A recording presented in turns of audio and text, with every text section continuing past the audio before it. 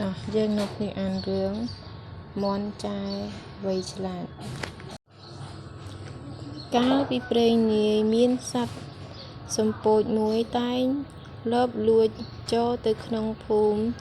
ដើម្បីស្វែងរកចំណីអាហារជារឿយមានមន់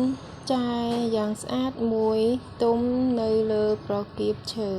សំពោចបានឃើញមន់ចាយនោះវាក៏ចង់ស៊ីហើយដើរក្រវ៉ែលពីក្រោមប្រកៀបឈើគិតរកវិធីបញ្ឆោតមន់ចាយសំពោចក៏និយាយកុហកថាសម្លាញ់មន់ចាយអើយអញជាអ្នកនាំពាក្យពីព្រះរាជាស្ដេចនៃយើងឲ្យប្រកាសប្រាប់អស់សត្វជាសត្រូវនឹងគ្នាឲ្យជាគ្នាកុំឲ្យយាយីគ្នាចាប់ពីថ្ងៃនេះតទៅណែមន់ចាយយើងដូចជាបងប្អូនគ្នាពិតចូលឯងចោះមកឲ្យគ្នាអោបថើបជាការស្រឡាញ់បន្តិចទៅ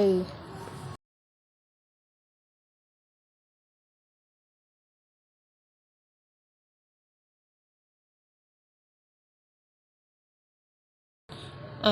មន់ចាយមានប្រាជ្ញាវាងវៃក៏ឆ្លើយថាបងសំពោចជាការល្អវិសេសណាស់ខ្ញុំឃើញបងក៏មានចិត្តស្រឡាញ់ចង់ចោះទៅទទួលការស្និទ្ធស្នាលពីបងដែរតែខ្ញុំមានឆ្កែមួយទៀតជាសម្លាញ់ចាំវាមកជុំគ្នាយើងទាំង3នាក់នឹងអោបក្រសោបដោយក្តី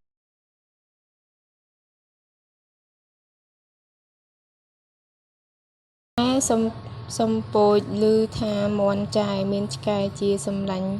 ចិត្តនឹងមកដល់នោះក៏ភ័យបះស្លុកត្រចៀកជ្រងបះរោមច្រាងធ្វើភ្នែកក្រឡោតក្រឡាប់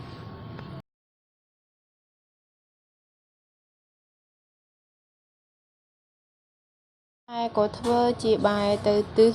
ម្ខាងស្រែកថា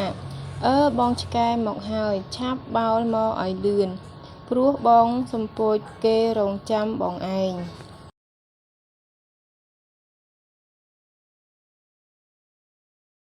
សំពោចដឹងខ្លួនថាវាជាសត្រូវនឹងឆ្កែឥឡូវឮថាឆ្កែជិតមកដល់ដូច្នោះក៏ស្ទុះរត់ចេញទៅ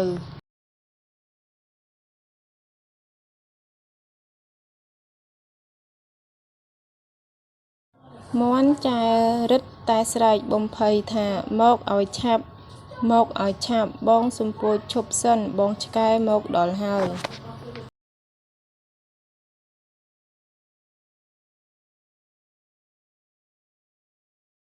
សំពោចបោលផងស្រែកផងថានៅមិនបានទេអញខ្លាចឆ្កែណាស់